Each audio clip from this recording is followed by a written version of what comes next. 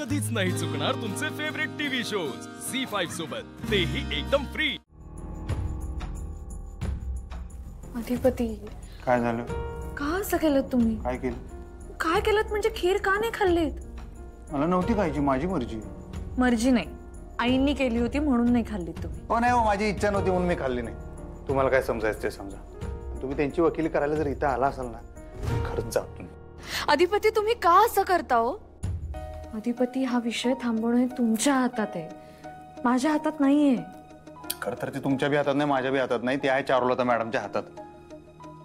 कारण त्या रोज उठून असलं काहीतरी माझ्यासाठी करत राहणार, मी त्यांना नकार देत राहणार, मग तुम्ही येऊन माझी समजूत घालणार, आपल्यात भांडणं होणार।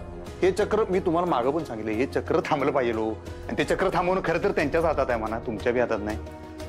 हे विषय बंद झाला पाहिजे। तुम्ही कशाला परत परत विषय काढताय, माझी समजूत घालायला त्या हो? कारण एक छोटीशी गोष्ट तुम्हाला करायची ज्याने हे चक्र थांबेल, आपल्यातली भांडणे थांबतील, आपला त्रास संपेल। काय कर? हे बघा, तुम्ही जर त्यांच्याशी चांगलं वागलात, प्रेमाने बोललात, त्यांना समजून घेतलं तर त्यांना बरं वाटेल, तुम्हाला काही वाटू दे, पण त्यांचा मान राखण्यासाठी तरी त्यांच्याशी चांगलं वागा। असं केलं ना अधिपती तर सगळे प्रॉब्लेम सॉल्व्ह होतील। किती प्रेमाने त्यांनी खीर केली होती हो, एक घास तरी खायचा। मला जर खीर खायचीच नसेल तर जबरदस्ती करण्यात काय अर्थ आहे? त्यांच्या प्रेमाला तुम्ही जबरदस्ती म्हणताय अधिपती?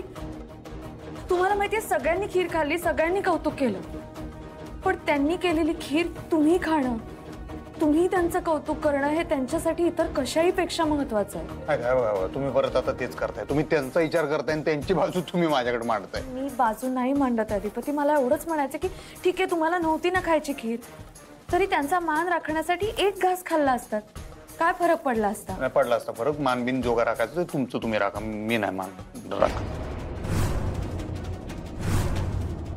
मी राखतेच आहे मान, सगळेच राखतायत, पण त्यांना तुमच्याकडून जे समाधान मिळणार आहे ना ते इतर कोणाकडूनही मिळणार नाही। हो, पण त्यांच्या समाधानासाठी मी माझ्या मनाची शांती का खराब करून घेऊ? तुम्ही उगीच मला ढकलूच नका तिकडे। मला ज्या वाटेनं जायचं नाही त्या वाटेनं मला कशाला जायला लावताय तुम्ही? का वाटत नाहीये? त्या एकट्याच बिचारे अधिपती तुमची वाट बघतायत, इतक्या वर्षानंतर त्यांना त्यांचा लेख भेटलाय, त्यांना कसं वाटत असेल तुम्ही असे वागता त्यांच्याशी बघून? काय वागलो मी? काय अपमान केलेला नाही त्यांचा? कधी एक शब्द चुकीचा बोललोय तुम्ही बघितलाय? काहीतरी आपलं सांगताय तुम्ही पण।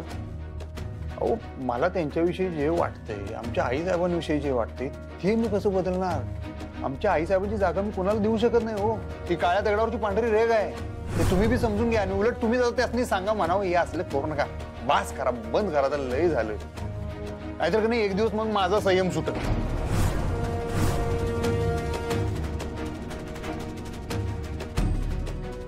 असं चिडून आणि रागावून घराबाहेर नाही पडायचं कधीच।